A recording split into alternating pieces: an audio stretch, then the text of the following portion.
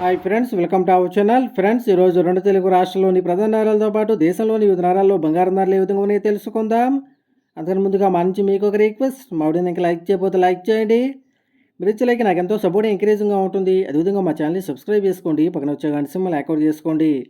Friends, ఈరోజు రెండు తెలుగు రాష్ట్రాల్లోని ప్రధాన నగరాలైన హైదరాబాద్, విజయవాడ, విశాఖపట్నాల్లో బంగారం ధరలు చూసినట్లయితే 22 క్యారెట్ల 10 గ్రాముల బంగారం 67,300 దశలు అవుతూ ఉండగా 24 క్యారెట్ల స్వచ్ఛమైన 10 గ్రాముల బంగారం 73,420 దశలు అవుతుంది.